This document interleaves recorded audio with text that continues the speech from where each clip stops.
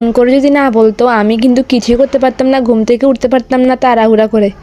ভাগ্যিস এভাবে বলা হয়েছে। তো ফাইনালি আমাদের অঞ্জলি নেওয়া শেষ। অঞ্জলি নিয়ে ভাবছিলাম যে একটু যাই ছবি তুলবো, যাই দেখি যে এখানে তো ব্রাইডের অভাব নাই, এখানে 4-5টা ওই দিন ব্রাইড ছিল, তো ওরা ছবি তুলতেছিল, তো আমরা আর ওদেরকে ডিস্টার্ব করি নাই, আমরা চলে গেছি মাইজের দিকে।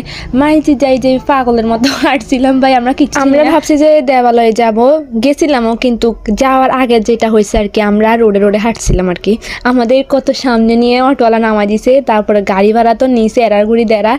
তো যাই হোক, কিছু করার নাই, যেহেতু চিনি না। এক ফকির নিয়ে গেছি, ওইটাও কিছু চিনি না। আমাদের কিন্তু বলছে যে আমি সব চিনি, বাট ও কিছু চিনি না। তো তারপরে ওইদিকে 3টা পূজা দেখে কিন্তু আমি চলে যাবো এবার লক্ষ্মীপুরের দিকে যাওয়ার কথা ছিল দুপুরে, কিন্তু যাইতে যাইতে আমাদের একদম রাত হয়ে গেছে, আমরা আর ঘুরতে। পূজার দিন আমি সুন্দর মতো অঞ্জলি দিয়েছি, সব কিছু ঠিকঠাক ছিল, বাট এইটা ছিল সব থেকে বলতে গেলে একটু কষ্ট আর কি। আমি ঘুরতে পারি না লক্ষ্মীপুরে সুন্দর মতো আর কি।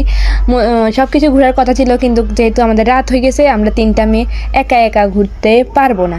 তো দেখো এখানে কিন্তু পুরো সন্ধ্যা হয়ে গেছে আমাদের যাইতে লক্ষ্মীপুরে।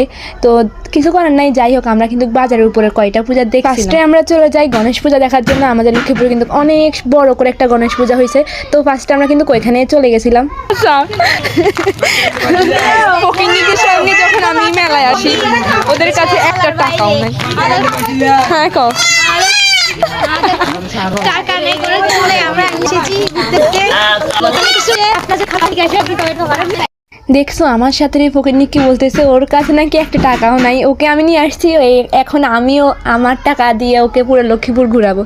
তো কিছু করার নাই, আমি যেহেতু নিয়ে আসছি এই জন্য আমাকে তো ঘুরাইতে হবে এই ফকির। দেন এখানে দেখো আমাদের এখানে আস্তে আস্তে সন্ধ্যা গড়ায় রাত হয়ে গেছে। আমাকে তো মোটামুটি বাড়ি থেকে অলরেডি ফোন দেওয়া শুরু হয়ে গেছে।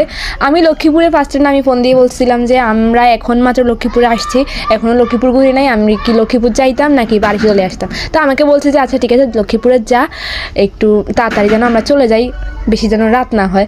আমরা কিন্তু 7টা থেকে 7:30টার মধ্যে কিন্তু বাড়িতে চলে আসছি, বেশি রাতও করে। দেন এটা নিয়ে হচ্ছে কি আমাদের 6টা পূজা দেখা হচ্ছে।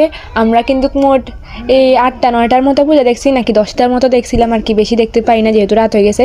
দেন ওইটা দেখার পর আমরা চলে যাই শ্যামসুন্দর মন্দিরে। ওইখানে যাওয়ার পর আমরা কিন্তু অনেকক্ষণ বিশ্রাম করি। আমাদের ওদিন হাঁটতে হাঁটতে পার অবস্থা একদম 12টা বেজে গেছে আর কি। তো তারপরে এই পূজা দেখার পর আমরা যাই সংসারাবাস। তো ওখানে যে আমি কোনো ভিডিও বানাই না, ওইখানে পূজা দেখে চলে আসি আবার ইস্কন মন্দিরে পূজা শেষ করে আবার চলে যাবো হচ্ছে গিয়ে কালীর মন্দিরে, যেহেতু 2টা পূজা পাশাপাশি। এই 2টাতে দেখার পরে কিন্তু আমরা ওই দিনের মতো স্থগিত করছি। তখন কিন্তু প্রায় 7টা বেজে গেছে, অ্যান্ড আমাকে তো বাড়ি থেকে ফোন দিয়ে পুরো পাগল করে ফেলতেছিল আমার বাবা। কিছু করার নাই, অনেক রাত হয়ে গেছে, আর আমরা 3টা মেয়ে, তো অনেক বলে কয়ে কিন্তু এতক্ষণ পর্যন্ত ছিলাম ওই দিন। তারপরে কিন্তু